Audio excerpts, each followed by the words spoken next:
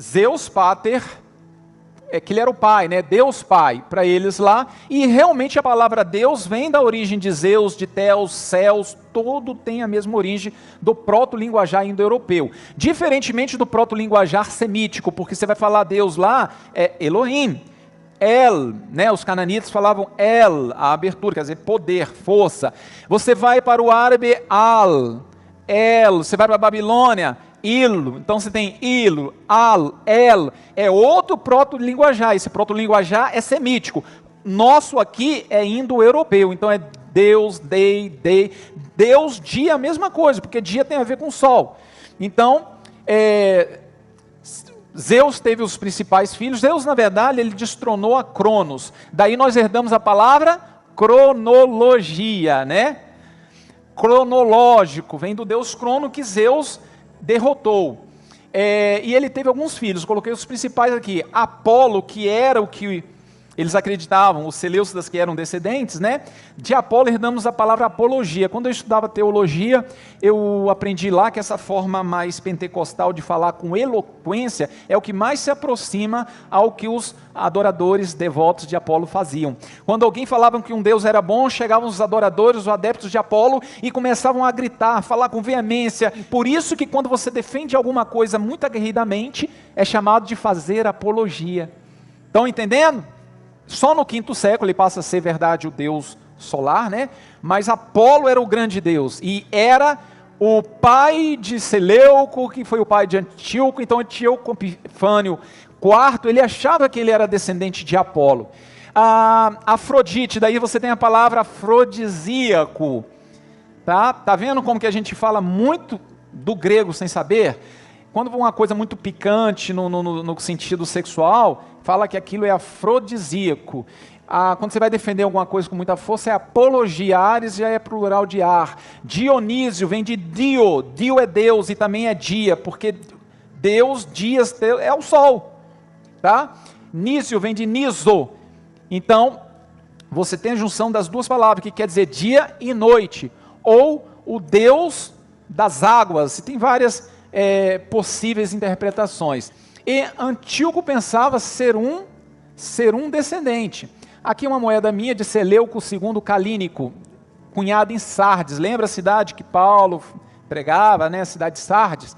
Aqui a data, anverso, cabeça com capacete de Atena. Aqui é a deusa Atena. Deus Atena e Apolo andavam juntos. Aqui Apolo, tá? Apolo em pé segurando flecha e um arco apoiado na mão. Aqui Apolo, quando as mulheres, né, muitas mulheres falam, nossa, que deus grego, vamos ver um homem muito bonito, né, fala que é um deus grego, por quê? A cultura helênica era esta, e você vê um deus grego bem efeminado, né, se botar uma barba aqui vira Jesus Cristo, romano, vira Jesus Cristo. Então se você pega a barba de Jesus, coloca em Maria, ela vira Jesus. Você tira a barba de Jesus da Maria, Jesus vira Maria. A mesma fisionomia. Faça um teste, pega esses aplicativos, bota a barba, coloca e tira para você ver, é o mesmo ser, gente. Daria uma imagem que enganaria, se possível, os escolhidos. E daria para beber a todos os 4 cantos da terra. Vocês estão esperando isso acontecer ainda. Por isso nós precisamos fazer techuvá, voltar para Yeshua HaMashiach. Yeshua não era bonito. Ele era lindo por dentro, mas por fora Isaías falou que ele não tinha beleza, formosura alguma, a ponto que o desejássemos. Mas o que foi projetado para o mundo é um helênico, do cabelo loiro, comprido. Ora, cabelo comprido no tempo de Israel, em sendo um homem, tinha que ser nazir. E ele não era nazireu, ele tocava no fruto da vide, ele tomava vinho, ele tocava em defunto, ele não era o nazireu. Logo, se ele tivesse um cabelo grande, ele estaria dando um falso testemunho. Estão conseguindo captar? Se você está sinalizando algo que você não é, ele era nazareno, não nazireu. Não confundam as coisas. Então, ele não podia dar um falso testemunho nos dias dele. Ele tinha um cabelo tosquiado mesmo, não tinha aparência, belezura alguma. Isso é sensacional, porque nós aprendemos a amar o nome dele, nós aprendemos a aceitar. A primeira vez que eu vi o nome Yeshua, eu achei estranhíssimo. Eu falei, que coisa é essa? Eu não quero isso para a minha vida. Depois, quando eu fui ouvir de novo, eu fui ouvindo, eu falei que esse nome é o mais lindo do mundo, porque até hoje salvação em hebraico é Yeshua. A diferença é que coloca a letra Re, Yeshua. Até hoje um judeu ortodoxo ou não, ele vai falar salvação, ele tem que falar Yeshua. Yeshua, salvação. Mudaram-se o nome, está escrito, cortamos na raiz. Façamos que o nome dele seja apagado. Mas nós estamos aqui proferindo o nome dele real, que não foi dado por homens, mas foi dado pelo Shammai, pelos céus. Yeshua é o nome mais lindo. Ele é a tua salvação. Então, Yeshua, você tem que conhecer a quem você serve. Ele acordava falando: Shema Israel, Adonai Eloheinu, Adonai Echad. Ouve Israel, o eterno é nosso Elohim, o eterno é um. Porque a primeira palavra que um judeu bebê aprende a falar, não é mamãe, não é ima, não é aba, é Shema Israel. O pai fica lá, Shema, ouve Israel, para Israel não cair na idolatria jamais. E a última palavra que um judeu no leito de morte consciente fala é Shema Israel. Muitos judeus indo para o holocausto, entrando nas câmaras de gás, ali eles Shema Israel, falando que o eterno é um, e fora dele não há outro. A última palavra que Yeshua falava à noite é Shema Israel, Deuteronômio 6, versículo 4 ao 9. Falarás essas palavras ao deitar-te, ao levantar-te, andando pelo teu caminho. Então, muito provavelmente, 3 horas da tarde, ele também falava, que era o horário do sacrifício, no templo. Ele falava pelo menos 3 vezes ao dia, o Shema Israel. Quando ele foi perguntado: mestre, qual é o maior mandamento? Tem livro que não fala tudo não, mas tem livro que fala. Fala assim: o primeiro mandamento é: ouve Israel, o eterno é nosso Elohim, o eterno é um. O outro semelhante a esse: amará o teu próximo a ti mesmo. Ele usa o que está em Deuteronômio e usa o que está em Levítico, porque nada ele falou por si. Em Levítico diz: amarás o teu próximo a ti mesmo, eu sou o Senhor. E se vocês começarem a estudar a Torá, não como um livro histórico, mas como um livro praticável, vocês vão conhecer e entender a dissertação da Brit Hadashah, da Aliança Renovada, porque toda aquela conversação ali é judaica. Até os demônios, quando lembram do Shema, eles estremecem. O que está escrito, Shaul? Repete aí para mim. Que quando os demônios ouvem e tremem. Mas por que eles ouvem e tremem? Que o eterno é um. Quando eles ouvem que o eterno é um, eles se estremecem. Esse mandamento ele dissipa o mal. Pois bem, Apolo era o deus da sabedoria, da verdade, da beleza, da música e da morte súbita, por isso ele era tão temido. Para vocês entenderem que o problema surgiu internamente mesmo, olha só, olha que versículo lindo, 2 Macabeus 3. Enquanto os habitantes de Jerusalém gozavam de uma paz perfeita, por causa da piedade e retidão do sumo sacerdote Onias, na exata observância das leis, o templo era respeitado. Isso é lindo, mesmo pelos reis estrangeiros. Estes honravam o santuário com os mais ricos presentes, e a tal ponto que Seleuco, rei da Ásia, subministrava com suas rendas pessoais todas as despesas necessárias às liturgias do sacrifício. Ou seja, Seleuco, ele doava do próprio bolso. O templo era respeitado por causa de um sumo sacerdote fiel até pelos pagãos. Todavia, aqui, olha o que acontece quando as coisas estão indo muito em paz. Um certo Shimon, da tribo de Belga, nomeado prefeito do templo, desentendeu-se com o Kohen Gadol, o sumo sacerdote, por causa da inspeção do mercado público, a cobiça. Ele cresceu o olho sobre o tesouro do templo. O já mencionado Simão, né, delator do tesouro do templo de sua pátria, caluniava Onias, dizendo que ele era quem tinha se lançado sobre Eleodoro e que era ele o autor dos seus males. Ousava chamar de inimigo do Estado o benfeitor da cidade, o defensor dos seus concidadãos, o ardoroso observante da Torá. Está vendo que o problema começou internamente, pastor Cláudio? E ele foi lá falar que o templo tinha muita riqueza, uma riqueza incomensurável. E aí o rei fala: então vai lá, mandou um procurador. Chegando lá, o procurador viu que não era nada daquilo, era o que era designado para as viúvas e as ofertas. Mas, mão na rapa, levou, né? Shimon cobiça o tesouro do templo destinado às viúvas e órfãos. Ele caiu na transgressão: não cobiçarás. Mente ao rei exagerando a quantidade. não dirás falso testemunho, que ele mentiu. Levanta-se contra o príncipe do povo. O sacerdote era chamado de príncipe do povo, tá? Quando Shaul chamou o sumo sacerdote de parede caiada, sepulcro caiado, ele tomou o quê? Um tapa no rosto e falou assim: não dirás palavras contra o sumo sacerdote. Paulo falou assim: perdoe-me, eu não sabia que era o Kohen Gadol, porque escrito está: não falarás palavras contra o príncipe do teu povo. E Shimon aqui estava falando contra o príncipe do povo. Paulo, mesmo certo, não usou da sua razão para desrespeitar a liderança. Muita gente está até certa, mas isso não lhe dá direito de desonrar a liderança. Amém? Nunca esqueçam disso. Nunca se volte contra aquele que te dá o pão, contra aquele que te alimenta, aquele que ora por você pelas madrugadas, aquele que bota o joelho no chão, aquele que vem aqui cansado, com a perna doendo, mas está aqui. Você pode estar até certo, porque ninguém é perfeito, mas não se levante contra o príncipe do teu povo. E aqui ele se levantou, está escrito isso em Macabeu, tá?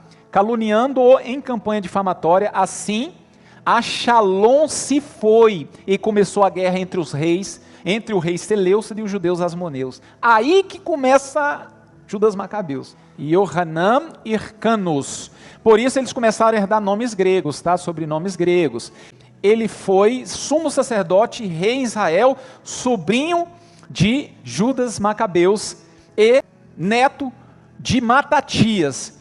Este aqui já é sobrinho neto de Judas Macabeus. Repare uma coisa aqui, ó, não se cunhavam pessoas nas moedas judaicas devido ao combate à idolatria. Depois que venceu, purificou, eles tiveram autonomia para cunhar moedas, que não podia cunhar moedas naquela época, né? Sem o aval do reino que dominava. E você percebe aqui, em paleo hebraico, várias letras, né? Aqui 2 shofarim, 2 chifres de carneiro com uma romã. Romã é símbolo da unidade do povo de Israel.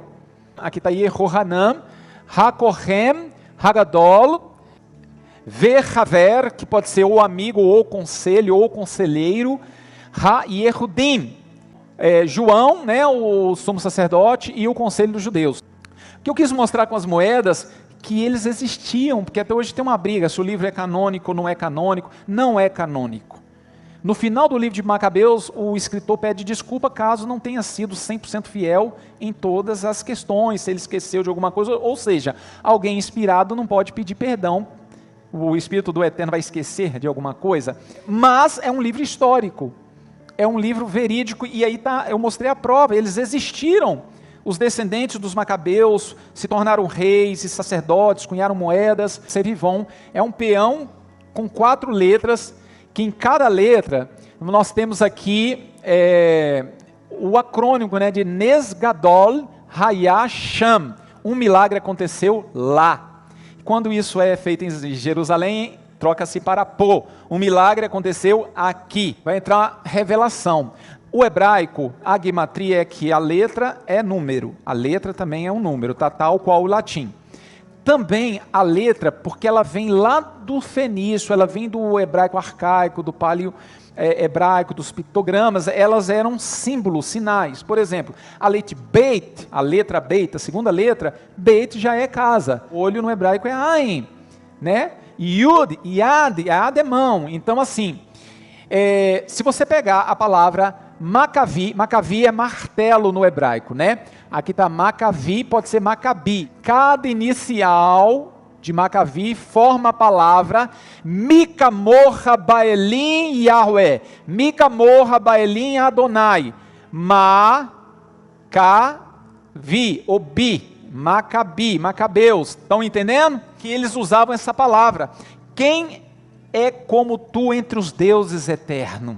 Eles entravam guerreando, Mikamor Baelim Yahweh, Mikamor Baelim Yahweh. Então eles entravam, Mikamor Baelim Adonai, Mikamor Baelim Adonai. Vamos recitar? Vamos recitar? Mikamor Baelim Adonai. Quem é como tu entre os deuses? Adonai. Baruch Hashem. Yud, que é a mão aberta, né? Yud até hoje, mão em hebraico é Yad. E Kaf é a mão fechada. Então, cada letra no hebraico simboliza uma coisa. O mem simboliza água, porque água no hebraico é maim. Mem, maim. E céus é o quê? Shamayim, ajuntamento de águas. Baruch Hashem. Então, na primeira letra nós temos céus, shamayim. A segunda letra, kaf, o punho fechado. Punho fechado nos lembra o quê? Martelo. Então eles receberam uma unção dos céus. Isso aqui é o quarto nível de interpretação da Torá, tá? Eu estou indo no sódio com vocês. É o quarto nível. É o que está oculto. Mas o só do quarto e último nível, ele tem que concordar com o primeiro nível. Qual nível Moshe Ben Shalom prefere? Eu prefiro o primeiro nível, Pshat. Eu gosto do literal, eu gosto do pé da letra. Mas o sódio existe, a codificação existe, ok? Então, nós temos aqui uma unção dos céus para os macabeus. Mão fechada, punho fechado, o quê? Luta, guerra, né? Então, unção do Shamayim. Aqui nós temos a letra Beit. Beit é o que no hebraico? Casa. Como que se chama templo no hebraico? Beit. Beit Hamikdash. A casa de santidade. A casa de santificação. Então nós temos aqui que os céus ungiram os macabeus para lutar, para consagrar a casa, o templo, para abençoar os sacerdotes. Eles abençoavam o povo de Israel do templo. E ali eles entendiam que teriam um ano de paz, de bênção, de chuva, porque eles eram totalmente dependentes da chuva, ok? Conseguiram pegar ali o que está codificado? No nome Macabeu, além de Tamika, Morra, Baelim, Adonai, quem é como tu entre os deuses eterno, nós temos no hebraico mais antigo ainda, a unção para a luta, para libertar a casa, para abençoar. A guimatria, cada letra corresponde a um número. Vamos pegar Macabeus, aí vocês decidirão se é coincidência ou não. O Mem é o 40, tá aqui, ó, ok? Aí nós temos Kaf aqui, que é o 20, ao Kaf aqui, que é o 20. Nós temos o Beit, que é a letra 2, e Yud, que vem de Yad, mão, nós temos 10 dedos, né? 10, tá aqui, ó. O hebraico é daqui para cá, então nós temos 40, 22, 10. Somando, nós temos 72. Os 72 nomes e adjetivos de Elohim, de acordo com a sabedoria judaica. O Eterno estava capacitando os macabeus de todas as formas, de todas as maneiras. Agora, uma coisa surpreendente. Vamos buscar a raiz da guimatria? 7 com 2 dá 9. Todos os anos, nos 4 cantos do mundo, onde tiver um judeu, ele acende 9 lâmpadas. Uma Hanukiah com 9 hastes para lembrar de Macabeus. E o número de Macabeus é 9. O número real é 72, são 72 anjos, 72 nomes e adjetivos de Adonai. Mas a raiz é 9. Posso ouvir um Baruch Hashem? Falei que teria revelação. Então, a Hanukiah é o martelo, é o Macavi. Está aqui, está tudo aqui. Aqui está a unção do Eterno, 72 nomes do Eterno. Ali eu peguei uma imagem bem antiga, ó, o Aleph é o boi. Eu não vou explicar cada coisa aqui, tá? Beit, casa, Gimel, camelo, Dalet, porta. Aí nós temos Re, né, portal, Vav, prego, Zain. Quem sabe o que está escrito aqui? Yeshua HaMashiach. Vamos ficar só no Yeshua. Então você tem mão, você tem dente, você tem, ó, o Vav já aparece com prego mesmo. Tá aqui, ó, o Vav é prego, tá? E o Ain é olho. Então, qual é a revelação que você tem no nome de Yeshua? Nós estamos aqui. Vamos botar em ordem. Mão, prego. Te lembra alguma coisa? Mãos furadas de prego. Ele veio para uma missão, para a mão dele ser furada de prego, está no nome dele, no hebraico arcaico, contra fatos, não há argumentos. E aqui nós temos uma coisa que parece não ter sentido nenhum, um dente e um olho. Lembram da lei de Talião, olho por olho, dente por? Ou dente por dente, olho por? É a lei do Talião. As pessoas não entenderam a lei do Talião até hoje. Elas acham que a lei do Talião é uma lei que instiga vingança. Nada disso. É uma lei de proporcionalidade. É uma lei de que se a pessoa te lesou de uma forma, você não vai lá, nutrido por vingança, de uma forma desproporcional, e vai punir aquela pessoa. Era uma lei de proporcionalidade, uma lei que faziam com que a justiça não se tornasse vingança. Porém, o Eterno diz, para nós não sermos demasiadamente justos, porque a misericórdia triunfa no juízo. O trono do Eterno é movido pela misericórdia, Arahem. Se você for justo demais, o Eterno vai ser justo demais com você, ou seja, dá um espaçozinho para misericórdia de vez em quando. Meu irmão, eu libero, eu exerço misericórdia, só pode exercer misericórdia quem tem poder sobre o outro. Isso é misericórdia, e a misericórdia triunfa no juízo. Então Yeshua veio ter as suas mãos furadas de prego para cumprir a lei do talião, porque a Torá diz, se pecou, você tem que pagar. Mas em Yeshua temos a misericórdia, o perdão de Adonai para nossas vidas. Amém? E olha que eu só falei de Yeshua, aí tem o Hamashiach também. O Re, porta, Mai, já falei que é água, céu, Shammai. Aí tem Shim, que é dente, Yud, que é mão, e o Het, que é barreira, tijolo, cerca. O que quer dizer isso aqui, gente? Porta, pingo d'água, dente, mão e parede. Parece que não está falando nada com nada, né? Mas está. Olha, Yeshua, quando entra no Mashiach, Yeshua, ele não é qualquer um, ele é o ungido, ele é o portal. Então ele é a porta, ele é o teu acesso, meu irmão, ele é acesso dos céus. Ninguém subiu aos céus senão aquele que de lá, ele é a porta. Diz que ele é o redil, ele é a porta, ele é o bom pastor, ele é tudo, ele é a chave, ele é a porta, né? Ele é tudo, né, Shaul? E aqui está o dente e uma mão. E Yeshua foi anunciado através das palavras das bocas dos profetas e através também dos escritos proféticos. Então, seja por palavra dita ou por palavra escrita, Yeshua é o Messias, o ungido, nosso Salvador, nosso Redentor. Então, ele é o portal dos céus, anunciado pelos profetas, tanto por palavras como por escrita. Agora, quem não o aceitar, quem não aceitar a porta, o acesso do céu, profetizado pelos profetas, e tropeçar na pedra de tropeço, ele também é a pedra de tropeço. Ele é a pedra de esquina. Ai daquele por quem tropeçar. Ai daquele cuja pedra cairá sobre ele. Tem mistério.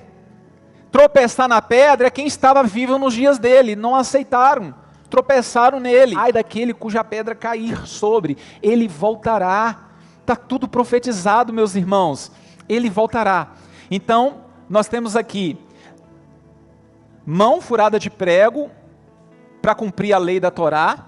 A maior verdade que a Torá não pode ser anulada é que, se pudesse, o Eterno precisaria mandar o filho dele morrer. Se precisou de mandar o filho dele morrer, é a prova cabal que a Torá é imutável e dura pelo século dos séculos. Ele é o portal que veio do céu, profetizado, e também ele é a pedra de esquina. Amém? Pode colocar para mim finalizar com vocês, com esta palavra maravilhosa, Hazak, Hazat, Venit, Hazek.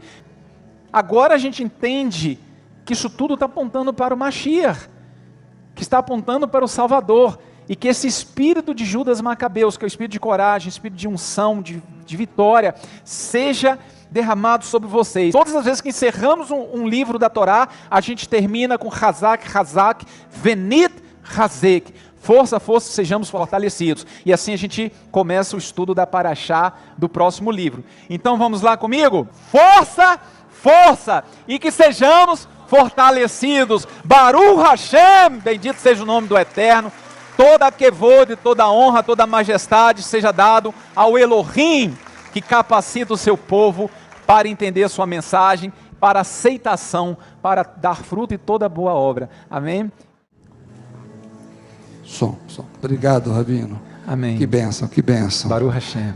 Queridos, é com muita alegria, né? A gente tem uma aula dessa, uma ministração sobre nossas vidas, aprendizado. Nós agradecemos ao Rabino e toda a sua comunidade que nos honrou com a sua presença, nos ensinando, nos abençoando dessa forma tão poderosa.